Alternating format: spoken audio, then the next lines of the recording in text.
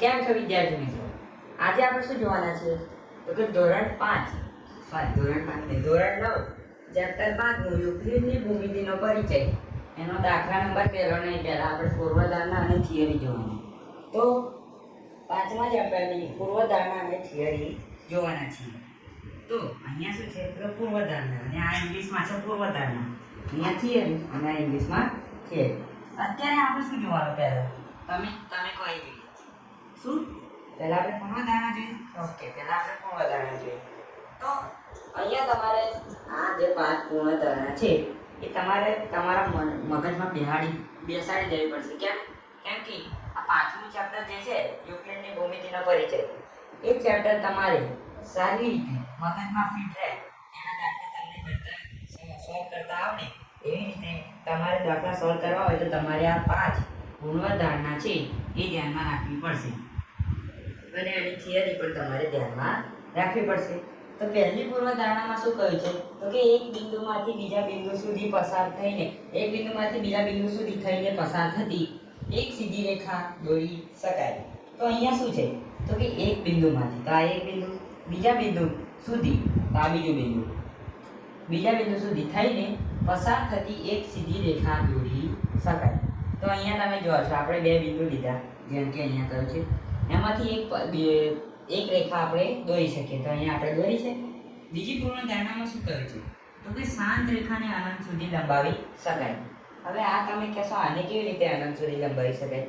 તો આ જે છે ને એને શું કહેવાય? તો કે રેખા. હવે આ જે એરો છે એ એવું નિર્દેશ કરે છે કે આપણે આ સાઈડ પણ લંબાવી શકીએ, અને આ સાઈડનો જે એરો છે એ પણ એવું નિર્દેશ કરે છે, પણ આપણે આ સાઈડ લંબાવી શકીએ. તો અહીંયા શું કહ્યું છે?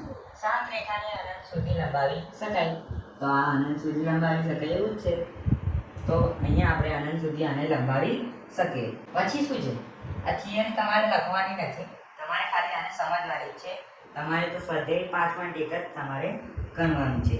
પછી ત્રીજી પૂર્વધારણા શું કહે છે અહીંયા? તો એ કોઈ પણ બિંદુને કેન્દ્ર લઈ તથા કોઈ પણ લંબાઈની ત્રિજ્યા લઈ વર્તુળ રચી શકાય. તો અહીંયા શું કહ્યું? તો કે કોઈ પણ બિંદુને કેન્દ્ર લઈ, આ બિંદુ છે એને આપણે વચ્ચે એટલે કે એને કેન્દ્ર લીધું છે, તથા કોઈ પણ લંબાઈની ત્રિજ્યા લઈ, તો આપણે અહીંયા ત્રિજ્યા લીધી છે, વર્તુળ રચી શકાય. તો વર્તુળ રચી શકાય. જો પહેલા આપણે શું લીધું? તો કે કેન્દ્ર, પછી આ શું લીધું? તો કે ત્રિજ્યા, પછી શું થાય? તો કે વર્તુળ રચી શકાય. આપણે થોડું આડું ટેઢું થાય છે, તમારે પરિકરથી પ્રોપર દોરવાનું, જો સ્વાધ્યાયમાં દોરવાનું આવે તો. પછી ચોથી પૂર્વધારણામાં શું કહ્યું? તો કે બધા જ કાટખૂણા એકબીજા સાથે સરખા થાય. તો બધા જ કાટખૂણા એકબીજા સાથે સરખા થાય કેવી રીતે? તો અહીંયા જુઓ, અહીંયા શું છે? તો કે 90 અંશનો ખૂણો. કાટખૂણાને શું કહેવાય? એને કેટલા અંશનો ખૂણો હોય? તો કે 90 અંશનો. તો અહીંયા આપણે અહીંયા 90 અંશ, અહીંયા પણ 90 અંશ, અહીંયા 90 અંશ અને અહીંયા 90 અંશ. તો આ કાટખૂણા 4 આપણે અહીંયા લીધા છે, એકબીજા સાથે સરખા થાય. તો સરખા થાય છે ને, જો ચોરસ બન્યું કમ્પ્લીટ પ્રોપર. તો અહીંયા તમે જોઈ શકો છો આ એકબીજા સાથે સરખા થાય છે. પછી શું છે? તો કે પૂર્વધારણા 5, જો 2 રેખાઓને કોઈ ત્રીજી રેખા છેદે અને આ રેખાની એક જ બાજુના 2 અંતઃકોણનો સરવાળો 2 કાટખૂણા કરતાં ઓછો હોય, તો પ્રથમ 2 રેખાઓને આ ખૂણાઓની તરફ અંતર અનંત સુધી લંબાવતા તે એકબીજાને છેદે છે. તો આમાં કહેવા શું માંગે છે એ તમે સમજો. જો 2 રેખાઓને કોઈ ત્રીજી રેખા છેદે, તો આ 2 રેખાઓ જોઈ શકો છો જે આમ જાય છે, એ 2 રેખાઓ છે, અને ઉપર જે ત્રીજી રેખા છે એને છેદે છે. આ રેખાની એક બાજુના 2 અંતઃકોણનો સરવાળો 2 કાટખૂણા કરતાં ઓછો હોય. પછી તમે જે આવો આકાર જોઈ શકો છો એને શું કહેવાય? તો કે અંતઃકોણ. એ શું હોય? તો કે કાટખૂણા કરતાં નાનો હોય, કાટખૂણા કરતાં ઓછો હોય, એટલે નાનો હોય, ઓછો હોય, ચાલે. તો પ્રથમ 2 રેખાઓને આ ખૂણાઓના તરફ અનંત સુધી લંબાવતા તે એકબીજાને છેદે છે. હવે આ ત્રીજી લાઈન આ જે છે, તો 2 પ્રથમ રેખાઓને આ ખૂણાઓના તરફ અનંત સુધી લંબાવતા તે એકબીજાને છેદે છે. આને અહીંયા શું કહે છે?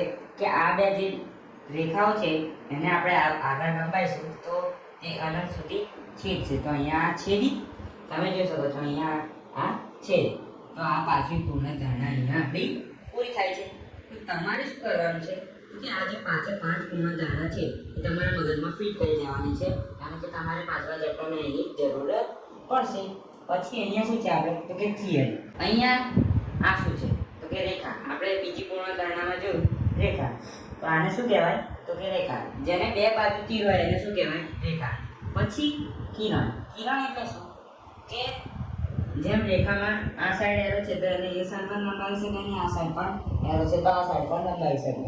પણ કિરણમાં કેવું તો કે આ બાજુ લંબાવી ના શકાય, પણ જે સાઈડ એરો છે જે બાજુ તીર છે એ બાજુ આપણે તેને લંબાવી શકીએ. પછી નીચે તેનું ઊંધું છે કિરણ છે, પણ તેને આ સાઈડ એરો છે તો આપણે આ સાઈડ તેને લંબાવી શકીએ અને આ સાઈડ લંબાવી શકીએ નહીં. પછી શું છે તો કે રેખાખંડ.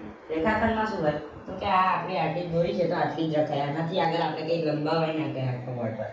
અહીંયા તમે જોઈ શકો છો આને આપણે લંબાવી શકીએ નહીં. પછી આમાં શું છે તો કે વર્તુળ બનાવી ગયા છે. વર્તુળમાં શું છે તો કે આ જે વર્તુળની બાઉન્ડ્રી હોય એને શું કહેવાય તો કે પરિઘ.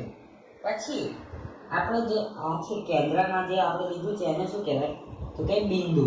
એ ખાસ યાદ રાખજો.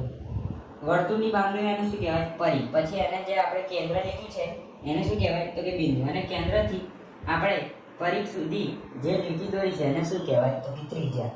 બિંદુ લેવાનું પહેલાં, પછી ત્રિજ્યા લેવાની અને પછી વર્તુળની રચના થઈ શકે કમ્પ્લીટ ગોળ. તો અહીંયા તમને ખબર મારા હું તો એવું માનું છું કે તમને પૂર્ણધારણા અને થિયરી બંને સમજણ પડી ગઈ હશે.